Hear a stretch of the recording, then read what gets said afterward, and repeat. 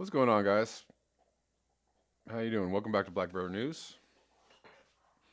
Early chatters are in, and we are early. I know I'm starting early. I don't know. I pressed the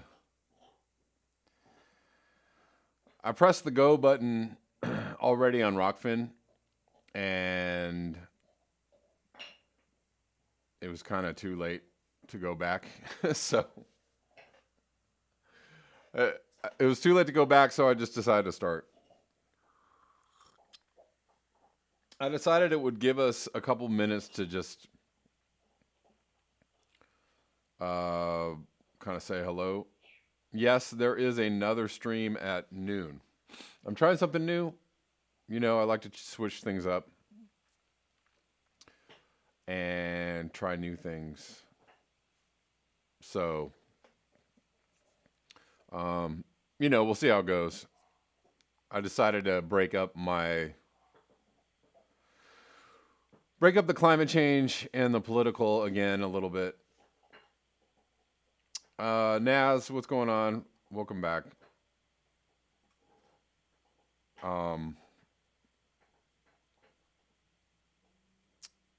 Apologies for blocking you. Listen, there are a lot of trolls on my site all the time. And sometimes I wonder whether they are. Some people have been, kind of hate watching my site for a long time. So you'll have to excuse a little bit of paranoia on my part. Because sometimes I think people are watching with ill intent. And I wouldn't be wrong in thinking that. What's up? Jacob Gordon is on Rockfin. He's joined us a little bit early. I know we started early. Kevin Shanholzer is also on Rockfin. Kevin, I got your mail. And so thank you. I will get that out to you shortly. But please come join me on Rockfin, ROKFIN.com. And when the 11 o'clock people get here, they're going to be confused as well because we will already be talking.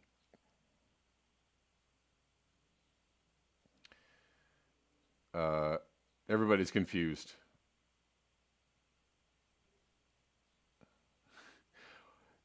Oh yeah, I do want to talk politics, of course, but I'm going to do it on the noon o'clock. I'm going to do it on the noon o'clock video a little more.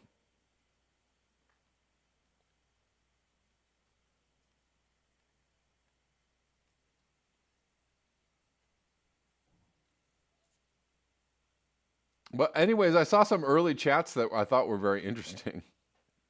I will get into climate change stuff in just a second. Something about Lord Hugh Dumbass saying,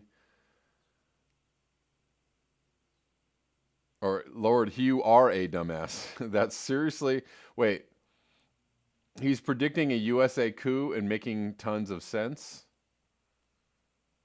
I have to go check this out. I haven't really watched his channel in a while.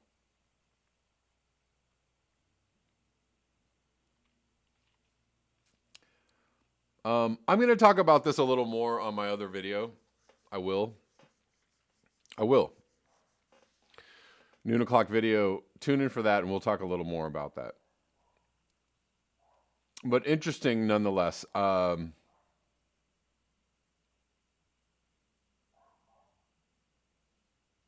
Interesting nonetheless. Well, none of the people who are upset. I'll just say this. None of the people who are truly upset about whatever is going on politically in this country, whether it be lack of stimulus, lack of health care, lack of response from the government to COVID, lack of election integrity, lack of whatever it is, or people getting kicked off social media, or people running Russiagate investigations, or whatever it is you're upset about.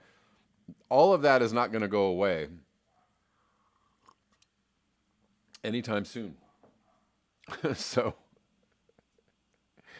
and I don't think trying to, put a lid on the pot, and everybody's pissed and they're trying to get, they're trying to get it out of the pot. I don't think like just putting a lid on it and trying to lock it all down. I don't think that's going to be very effective. Probably only more effective in heating things up, right?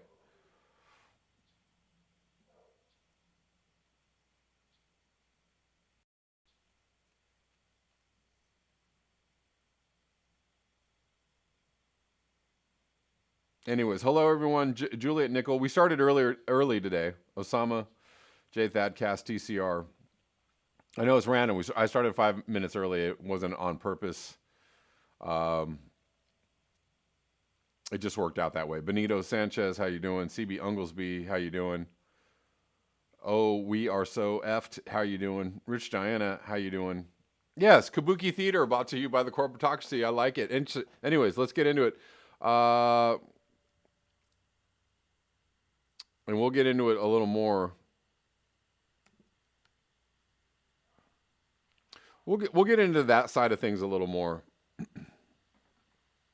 at noon. But so on the climate change front, Greta Thunberg and quite a few other people tweeted this out. Excuse me. The scale of the threats to the biosphere and all its life forms, including humanity, is in fact so great that it is difficult to grasp for even well-informed experts. 17 top scientists deliver a realistic cold shower of the state of the planet. Oh my God, what is this? What are they saying here? What's going on? This is from today, from The Guardian. And good morning, Wednesday morning. It's 2021. Top scientists warn of ghastly future of mass extinction and climate disruption. Top scientists. Sobering new report says world is failing to grasp the extent of threats posed by biodiversity loss and the climate crisis. The planet is facing a ghastly future of mass extinction, declining health, and climate disruption upheavals that threaten human survival because of ignorance and inaction, according to an international group of scientists who warn people still haven't grasped the urgency of the biodiversity and climate crisis. No, they have not. And part of the reason why they have not is because they're not being told. Part of the reason why they're not being told is that it is more important for business as usual to continue going forward than it is for people to stop and assess the situation and make logical and thoughtful pivots or turns into something more healthy for themselves and for the planet and for the future of the children. The 17 experts, including Professor Paul Ehrlich from Stanford University, author of The Population Bomb, and scientists from Mexico, Australia, and the U.S., say the planet is in much worse state than most people, even scientists, understood. Well, who else has been saying this, guys? Hold on. Let me think about this for a second. Who else has been saying this for a really long time? And again, I'm going to say more people are moving towards the position of Guy McPherson than away from the position of Guy McPherson. And you can add all kinds of public, more public figures are coming out pretty much in line with that message that the planet is in much worse state than most people, even scientists, understood. Right? Guy McPherson, Roger Hallam, Jen Vendel, it goes on and on. But there have been many, scientists that have been saying this for years, hinting that we're not in a good place and that some really bad things might be coming down the pipe. Natalia Shakova, one of those people. right? The scale of the threats to the biosphere and all its life forms, including humanity, is in fact so great that it is difficult to grasp for even well-informed experts. Right. They write in a report, Frontiers in Conservation Science, which references more than 150 studies detailing the world's major environmental challenges. So they reference all of these studies and their findings. Sounds kind of like what Guy McPherson has been doing on Nature Bets Last for many, many, many, many years, right? The delay between destruction of the natural world and the impacts of these actions means people do not recognize how vast the problem is, the paper argues. The mainstream is having difficulty grasping the magnitude of this loss, despite the steady erosion of the fabric of human civilization. Yeah, let's stop right there for a second.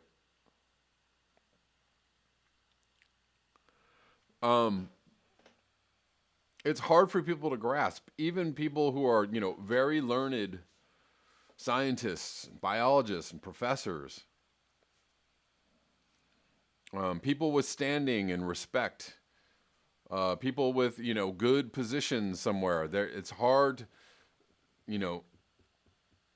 again, when you are really invested in the normalcy of our system or in the normalcy of even our education system, you grow up, you spend your whole life evolving into the person that you are, and that evolution involves a dependence and a trust and a faith in our systems and society at large, and our institutions, right? This is the way it's done. You learn as you go along, and you get your degree and you get your job, and you care about things, and you desire, good things for the world and your family and your community. But all of that has a lot of reliance on things being the way they are and operating the way they are, functioning the way they are. And kind of a tacit approval of all that being a good thing. That's all a good thing.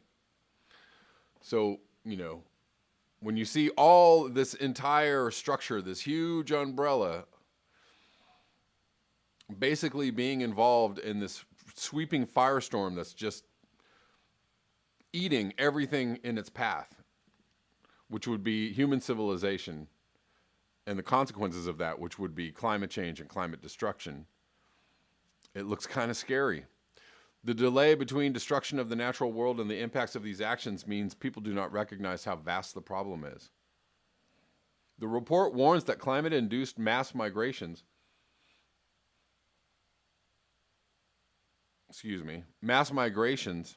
more pandemics and conflicts over resources will be inevitable unless urgent action is taken.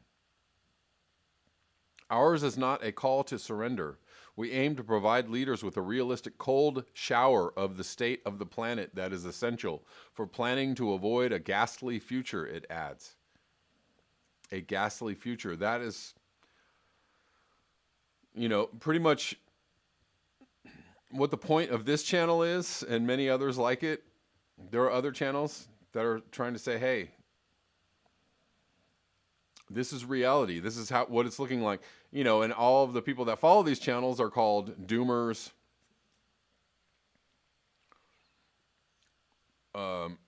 Sometimes looked at as being a little bit off, radical,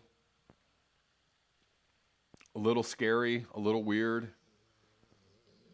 Oh, it's not that bad.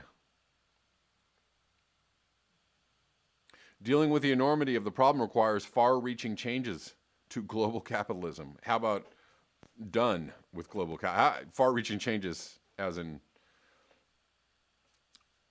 perhaps we should look at something else. Education and equality, the paper says.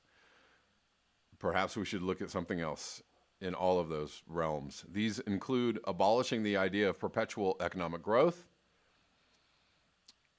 Yay, somebody says degrowth or says growth is bad. Properly pricing environmental externalities, stopping the use of fossil fuels, reining in corporate lobbying. Reining in, how about How about no more of that? Because corporate, I would go farther and say corporations in and of themselves should be done away with. I think corporations should go. Corporations should be enemy number one in fighting climate change. And that's why a long time ago, remember you guys had told you that I had met somebody who was speaking at something called the Little Davos, and she was going to go speak to billionaires, very wealthy people, about what to do about the climate crisis. And she asked my opinion, and I said, tell them to close up shop, close their doors, go away, take your money, have a good time, but fold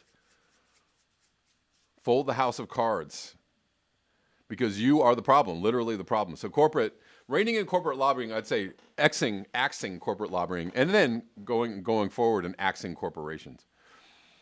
Empowering women, because corporations are the vampire squid that are destroying our planet. Period. End of story. The end. There's no. I know that there are small corporations, people can incorporate themselves and all that stuff. I understand all that, but corporations are these vast networks and entities that rely on these supply chains and cheap labor and mining and slave labor and, et cetera, et cetera. If you get rid of corporations, large scale corporations, and maybe you only allow very, very small companies. Maybe you only allow very, very small regional local companies that are not allowed to, create these vampire tentacles, if you will, with other corporations and companies or move their operations overseas and then create this like global network.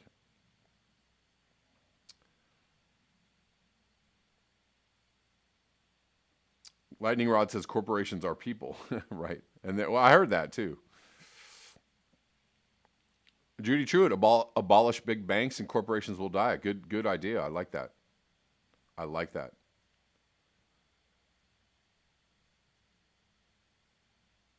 Ooh, Irk1, who needs a jailhouse when you have a jail home? Anyways, to keep going, the report comes months after the world failed to meet a single UN Aichi biodiversity target created to stem. But, we all got together and we all met and we all had a one planet summit. And we're all, committing to saving 30% of biodiversity over the whole planet. We're committed. Meanwhile, we're failing to meet anything. We're failing on all levels to bring down emissions. We're failing to meet these biodiversity targets. We're failing to do anything really substantial about climate change,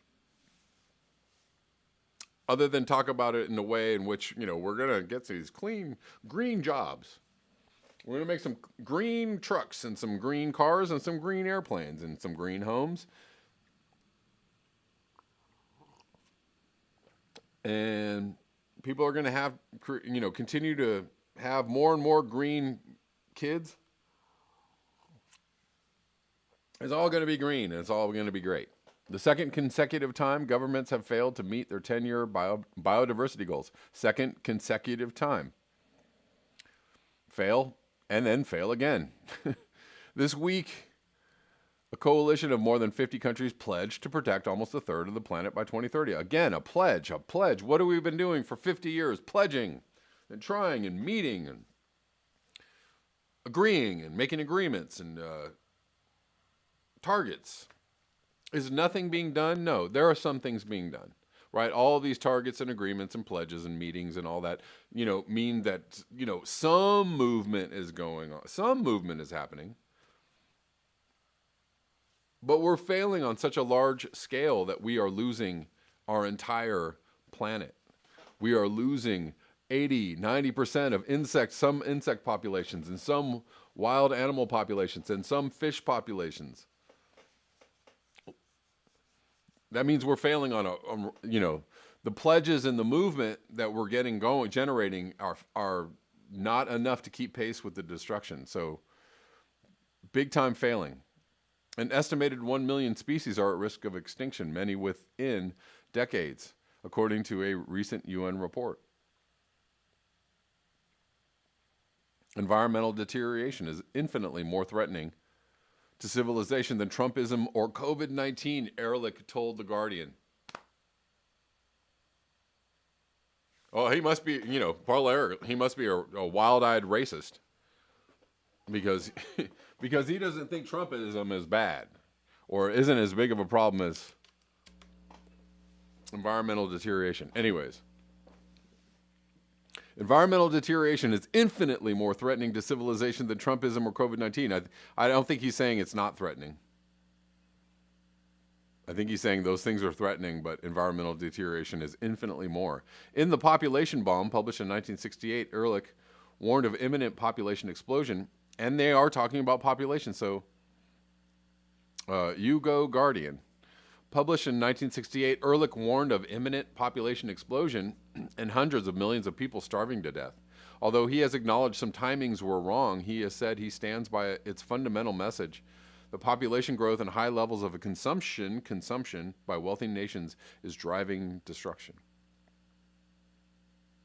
He told The Guardian, growth mania is the fatal disease of civilization. It must be replaced by campaigns that make equity and well-being society's goals, not consuming more junk. Large populations and their continued growth drive soil degradation. The other, I'm going to stop there. The other problem, it's not just stopping growth mania. We have to go backward. We can't just stop where we're at. Okay, no more growth. We've already grown too much. We already consume too much. The systems we use are already in place. They're already consuming and using and marketing and selling and buying and shipping and supply chaining. It's already, the systems in place are already doing too much. So we have to degrow. We can't just stop. We have to degrow. We have to talk about living in a completely different lifestyle. And there's going to have to be limits, right? People, either people are going to have to agree to these limits or willingly change their lives and live in a much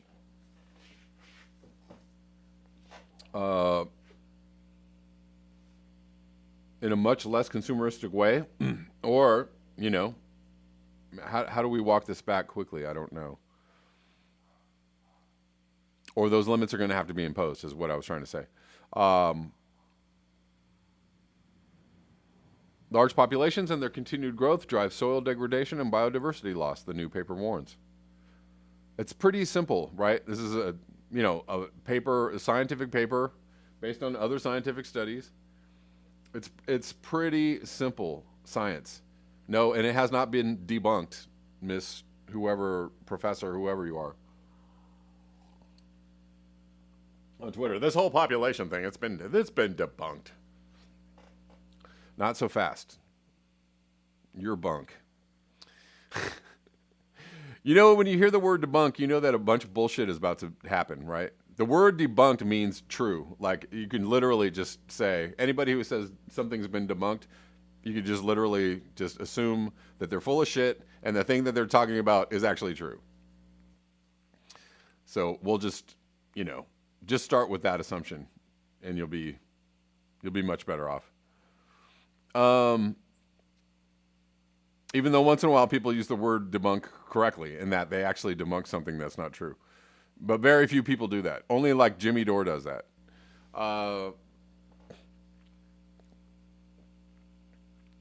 Anyways, let's keep reading. More people means that more synthetic compounds and dangerous throwaway plastics are manufactured, many of which add to the growing toxification of the earth. It also increases the chances of pandemics that fuel ever more desperate hunts for scarce resources. The effects of the climate emergency are more evident than biodiversity loss, but still, society is failing to cut emissions, the paper argues. If people understood the magnitude of the crisis, changes in politics and policies could match the gravity of the threat.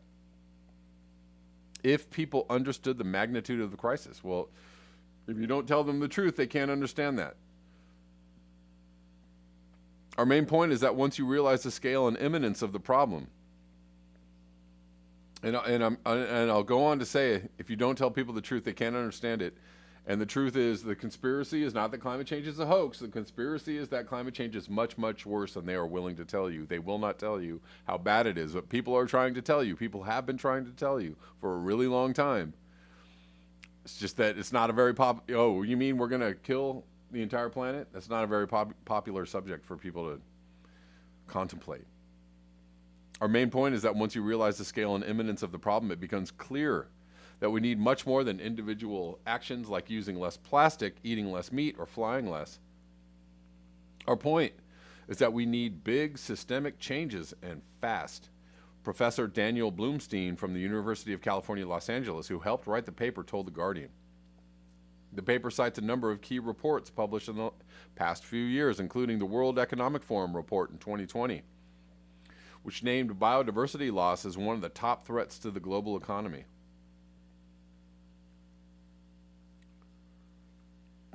To the global economy. Well, it's a threat to the global economy, I mean, but not to the future of human beings on the planet. The 2019 IPBES Global Assessment Report, which said 70% of the planet had been altered by humans. Oh, well, there you see, 30% hasn't been altered, so there you go. There's the 30% target right there. We're fine.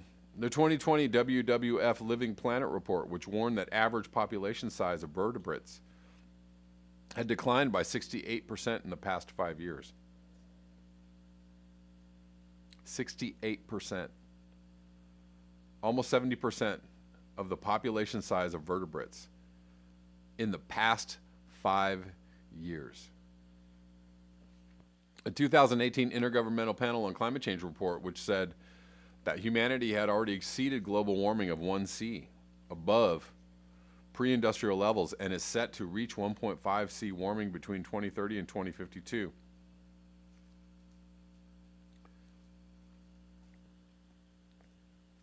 The report follows years of stark warnings about the state of the planet from the world's leading scientists, including a statement by 11,000 scientists in 2019 that people will face untold suffering due to the climate crisis unless major changes are made.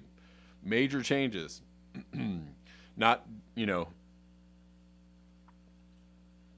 a transition to a new economy and much more jobs. That's not enough. That's not major changes.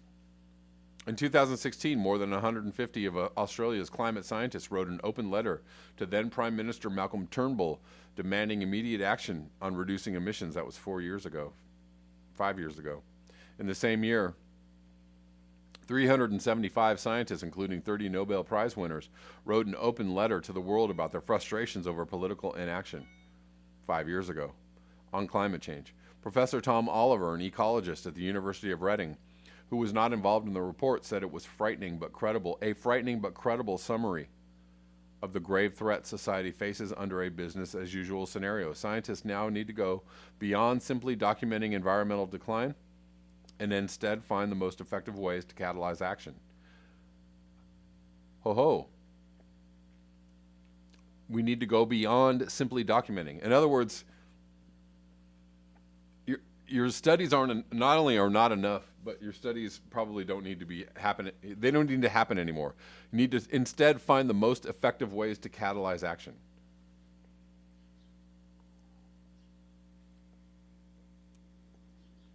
Maybe climate scientists need to link up with psychologists and think tanks and politicians and political activists and other people, right? The scientists need to link up with those people and figure out how it is we're going to move humanity in the right direction quickly enough. Professor Rob Brooker, head of ecological sciences at the James Hutton Institute, who was not involved in the study, said it clearly emphasized the pressing nature of the challenges, or depressing, if you will. We certainly should not be in any doubt about the huge scale of the challenges we are facing and the changes we will need to make to deal with them.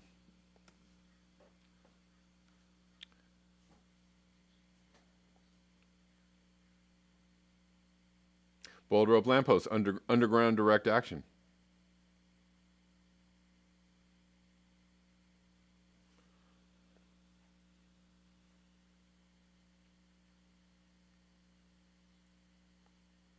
Creative Experiment says my 10-year study of we're fucked, maybe 10 more years of study needed. Oh yes, you know, y'all talking about Peter Wadhams.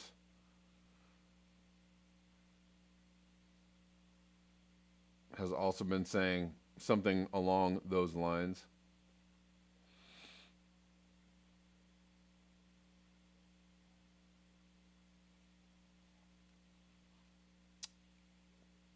And make no mistake about it, you know, one of the activists that get some of the most violent, you know, boot stompings from the establishment are environmental activists.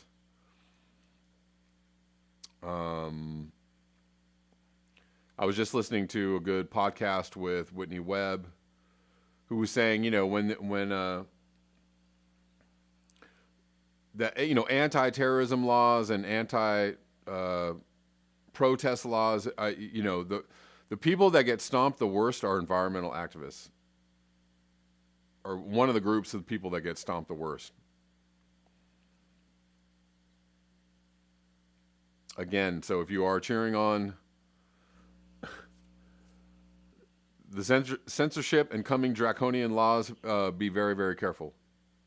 Hunter Z, thank you for the super chat. Vampiroteuthis infernalis is not a squid. Okay. Thank you so much.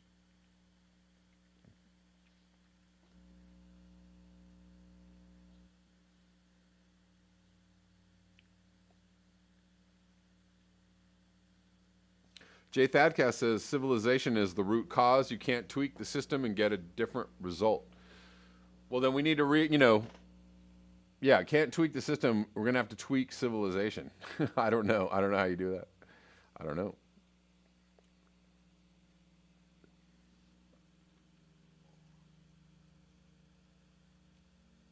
TCR Galaxy says Michael Mann says 2C is avoidable because zero emissions. Right. And then there are climate scientists who are just living in another reality.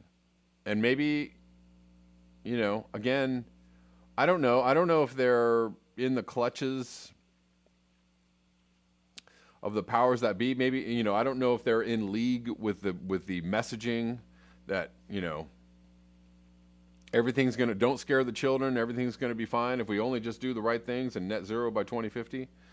A lot of those people, I don't know if they're saying that because of some nefarious connections, or if they just are truly maybe not emotionally equipped to deal with the truth. I mean, that's also very realistic.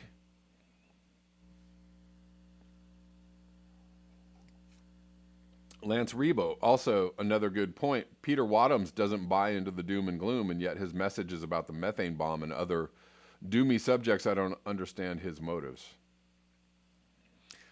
You know, and who knows about the motives, but again, I think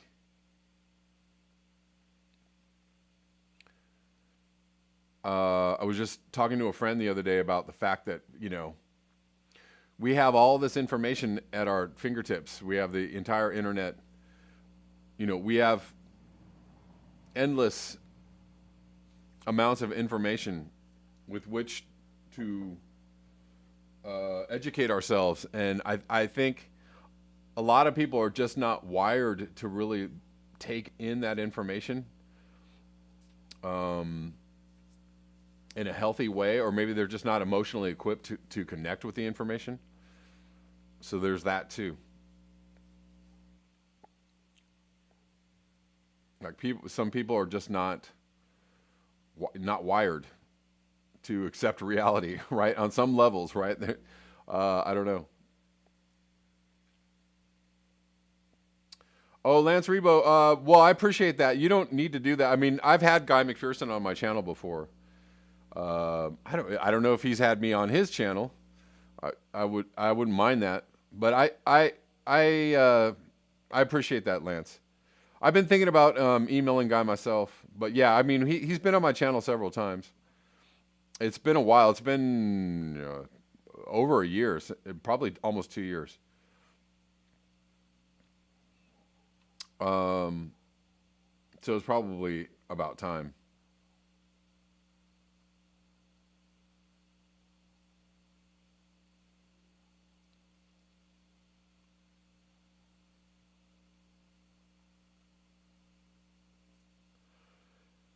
Anyways, yeah, so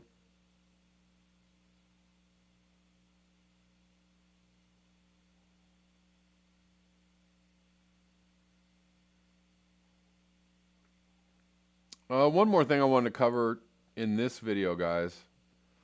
This is pretty frightening. We are now getting shipping in the Arctic during the winter because there's just that little ice. Tankers set course for thick ice as part of an experiment on Northern Sea route. A natural gas carrier, Christophe de Margerie, sails eastward towards China. The Nikolai Zubov enters the Bering Strait in the opposite direction. It's a first midwinter operation of the kind. The two commercial ships will cross each other's paths in one of the most icy parts of the Arctic Sea route. So I'm not going to spend too much time on this, but apparently they're going out without the aid of icebreakers. They're just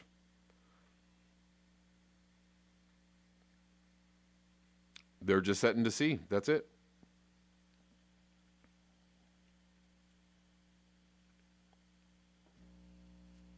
The operations are part of a series of experimental shipments on the remote and icy shipping route. In July last year, Sergei Frank, board chairman of shipping company Sovcomflot, made clear that ice-class tankers will be sailing on the Northern Sea route in January and February.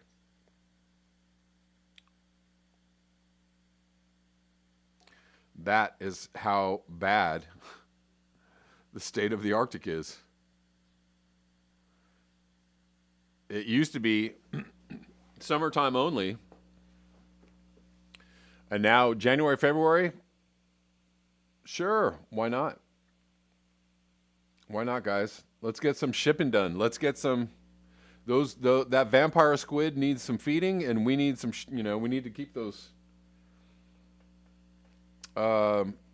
shipping lanes and supply chains going. So let's go.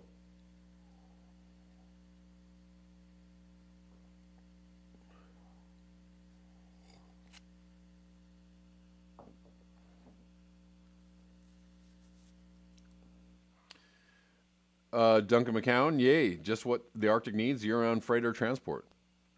What's up, Rockfinners? We have a Osama. Osama says Greta has more cred.